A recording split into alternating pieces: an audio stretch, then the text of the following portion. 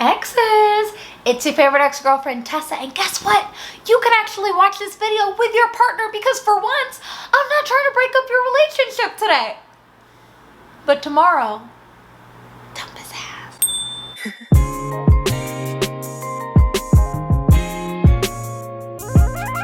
Love is in the air. Or is that cat piss? I'm gonna fuck y'all up. Anyways, today's video is all about you, your partner, and strengthening your relationship. Now if you're thinking, me and my babe good, our sparks stay lit, your naivety is adorable. Because you might not have issues now, but let's face it, when you first start dating someone, everything is exciting and intoxicating. And then a level of comfortability slides in, which is great. You're growing closer, but the things that were exciting start to become mundane, and as for the intoxication, well, let's just say y'all are more sober now. Honestly, it's nearly impossible to maintain that early level of passion throughout the entirety of a long-term relationship, but today, I'm gonna help you avoid those inevitable lulls with these 8 tips to reignite the spark in your relationship. Now, you know how when you first start dating, you move heaven and earth to see each other, staying out later than normal, calling out of work to spend the day together? At some point, y'all eventually gotta get back to real life, and suddenly those sexy date nights just become, do you just wanna come over and sit next to me while I finish some last minute work? Hot. And that's why tip number 1 to get that flame lit is to make time for each other. That's right, y'all, I'm talking about putting in some extra effort. You can handle that, right?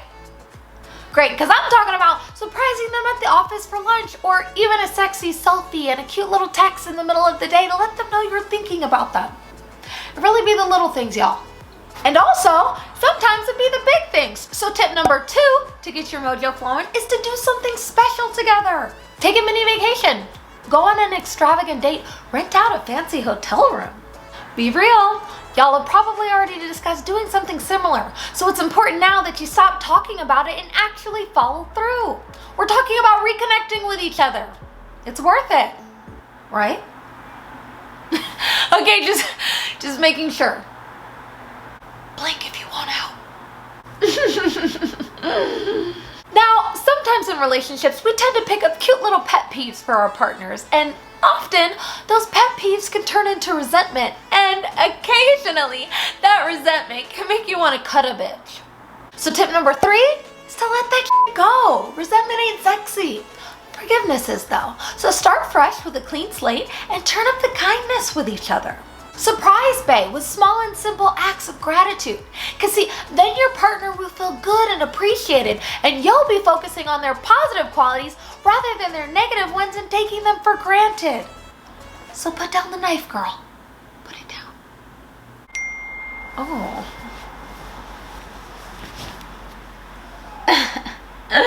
Don't worry about me, y'all. Okay, let's talk about sex. Oh, I'm sorry, you guys are in relationships. For those of you that don't remember, sex is when you start. I'm sorry, I had to. But real talk, you're not having as much, are you? And that's fine. You have lives, but a big part of relationships is intimacy. So tip number 4 is the power of touch. I bet y'all thought I was just gonna say to f more, huh? So y'all ain't gonna do all that. Touch them randomly, caress their neck, hold hands, kiss, get your ass slapped. It's the things as simple as a touch that get those passionate juices flowing, which eventually result in y'all f***ing more. You're so welcome. But there's more! Moving on to tip number 5 to get that flame burning hot again is to learn your partner's love language.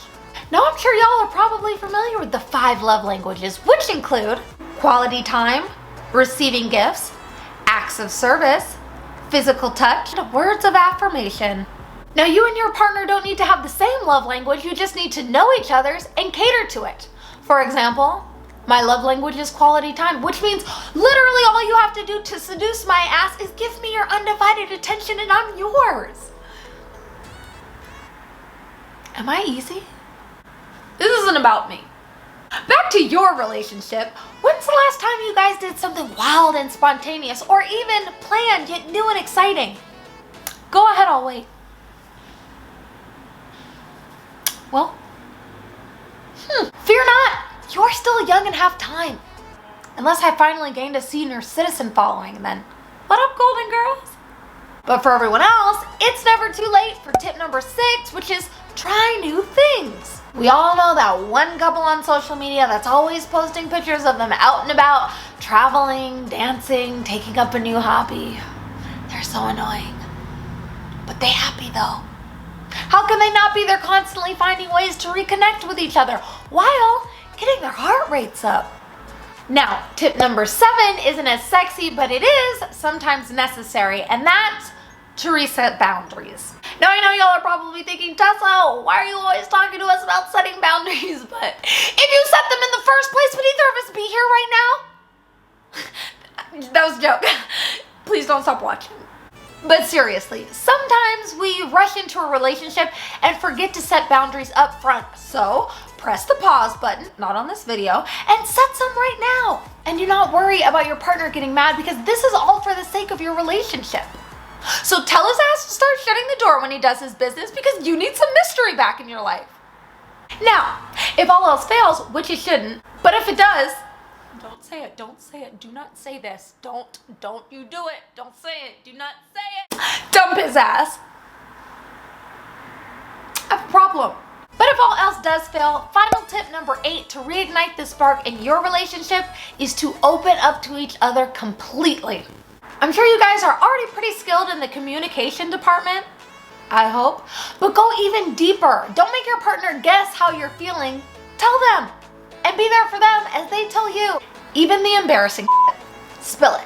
Opening up emotionally will bring you closer in an unexpected way, and that goes for fighting too. Do not stop fighting until the entire issue is hashed out and resolved. We ain't going to bed angry. We're going to bed in each other's arms, with forgiveness in our heart and a hand on our booty. And there you have it, the top 8 tips to reignite the spark in your relationship. Now, I don't know about you guys, but I just want someone to love me. I mean, did you guys subscribe to my channel? Do that shit. Because I'll be back next week with more dating and relationship advice for the slightly toxic dater. And in the meantime, if you see me boot up for comfort, self-validation, and because I felt lonely after making this video, then kindly mind your own business.